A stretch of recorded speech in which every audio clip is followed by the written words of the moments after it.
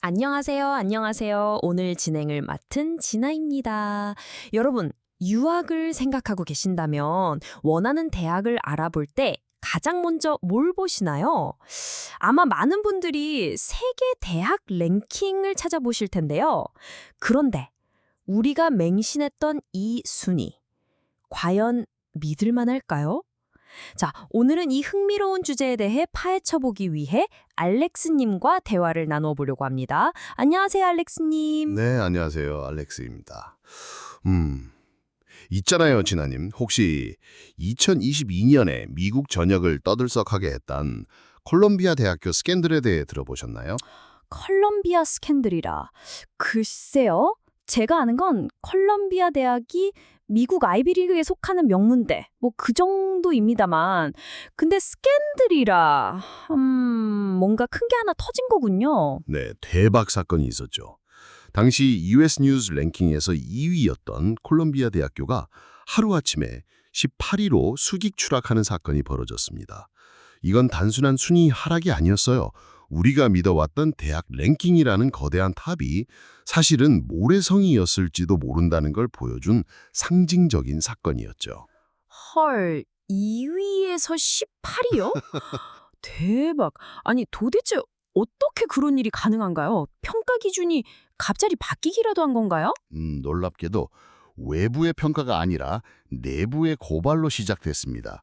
콜롬비아의 한 수학과 교수가 우리 학교가 순위를 높이기 위해 데이터를 조작해서 제출했다고 폭로한 거죠. 데이터 조작이요? 명문대학에서 그런 일이 있었다니 정말 충격적이네요. 어떤 데이터를 속인 건가요? 아주 교묘했습니다. 예를 들어 20명 이하 소규모 강의 비율이 높을수록 좋은 평가를 받거든요. 콜롬비아는 이 비율이 82.5%라고 보고했는데 실제로는 60%에 불과했어요. 심지어 학생들은 강의실이 미어 닫아서 복도에 앉아 수업을 듣는 지경이었는데도 말이죠. 학생 대 교수 비율, 교육 투자비 같은 핵심 데이터들도 모두 부풀려져 있었습니다. 와, 학생들이 겪는 현실과 랭킹 속 숫자가 완전히 딴판이었군요. 그럼 알렉스님, 이건 컬럼비아 대학만의 문제인가요? 그게 바로 핵심입니다. 이건 단지 한 대학의 일탈이 아니라 랭킹 시스템 자체가 가진 구조적인 문제점을 드러낸 겁니다. 대부분의 랭킹이 대학이 스스로 제출한 아무런 외부 감사도 받지 않는 데이터를 기반으로 하거든요. 높은 순위가 엄청난 돈과 명예를 가져다 주니 대학들이 교육의 질을 높이기보다 랭킹 점수를 만드는 데만 혈안이 되는 거죠.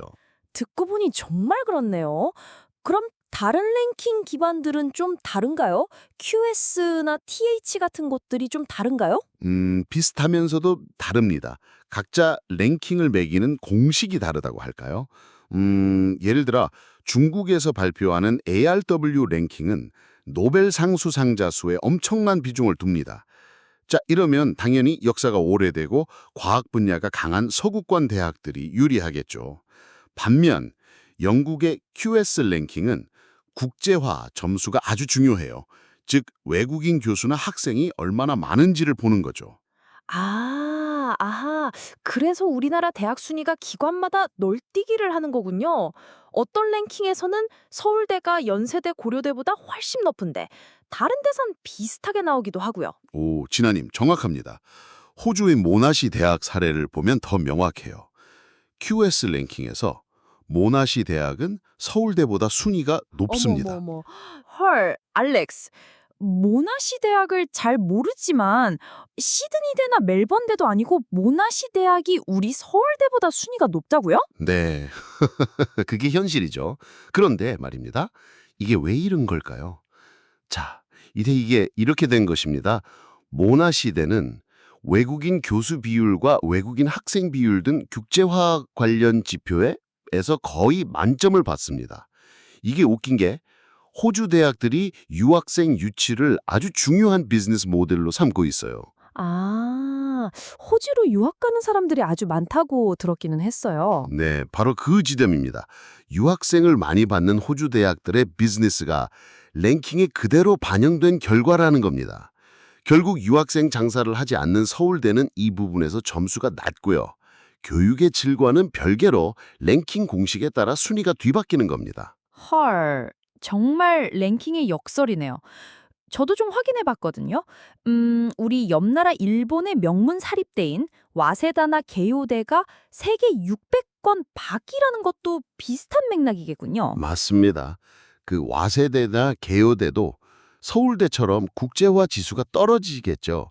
게다가 일본의 경우 모두 우수한 연구 대부분이 일본어로 발표되다 보니까 영어 논문 중심의 데이터베이스에서는 제대로 집계조차 안 되는 겁니다. 결국 지금의 랭킹은 영어를 쓰는 이공계 중심 대학이라는 편향된 잣대로 전 세계 대학을 한 줄로 세우는 것과 같아요. UN 연문 전문 그룹조차 이 랭킹들이 불투명하고 편향됐다로 비판할 정도니까요. 그럼 알렉스님, 이쯤 되면 근본적인 질문이 생기네요. 이런 엉터리 랭킹 말고 우리는 대체 뭘 믿고 대학을 판단해야 할까요? 좋은 질문입니다. 제가 생각하는 진짜 중요한 지표는 바로 평판, reputation입니다. 평판은 단순히 인지도가 아니에요. 오랜 시간에 걸쳐 쌓인 학계와 사회의 신뢰 그 자체죠. 실제로 THE에서는 세계 평판도 랭킹이라는 걸 따로 발표하는데요. 전 세계 10,000명의 학자들에게 직접 묻는 겁니다. 자, 당신 분야에서 진짜 최고는 어디입니까? 라고요. 오, 그건 훨씬 직관적이고 본질에 가까운 것 같은데요? 그렇죠. 이 평판의 힘을 가장 잘 보여주는 게 중국의 칭화대입니다. 2011년에 평판 순위 35위였던 칭화대가 지금은 세계 8위입니다. 중국 정부가 국가적 차원에서 어마무지한 투자를 한 결과 전 세계 학자들이 칭화대는 이제 월드 클래스다라고 인정하게 된 거죠. 대학의 평판이 곧 국가의 소프트 파워가 된 겁니다. 정말 흥미롭네요. 자, 그럼 마지막으로 이 평판이라는 거울로 우리나라 대학들을 비춰보면 어떤 모습일까요? 그게 말이죠. 안타깝지만 아직 갈 길이 좀 멉니다. THE 평판도 랭킹에서 서울대가 40 정도에 머물고 있고요. 연세대와 카이스트가 그 뒤를 잇고 있습니다. 우리의 경쟁국인 중국과 일본은 이미 세계 25준권 안에 2개 이상의 대학을 올려놓은 상태고요. K-팝이나 삼성처럼 세계를 호령하는 우리나라의 위상에 비하면 학문적 평판은 아직 그에 미치지 못하는 거죠. 아, 그렇군요. 그러면 원인이 뭘까요? 여러 이유가 있지만 고질적인 국제화 부족이 가장 큽니다. 세계 학문 생태계와의 교류가 적으니 해외 학자들의 인식 속에서 한국 대학의 존재감이 희미해지는 거죠. 이제는 우리도 변동성 심한 종합 랭킹의 숫자에 일희일비할 게 아니라 장기적인 안목으로 세계가 인정하는 평판을 쌓아가는데 집중해야 합니다. 그것이 바로 한국의 대학과 국가의 경쟁력을 한 단계 끌어올리는 진짜 길이 될 겁니다.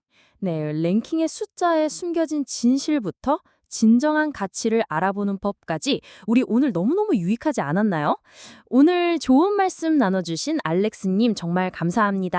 감사합니다. 오늘 준비한 이야기는 여기까지입니다. 다음에도 더 흥미로운 주제로 찾아뵙겠습니다. 지금까지 진아였습니다.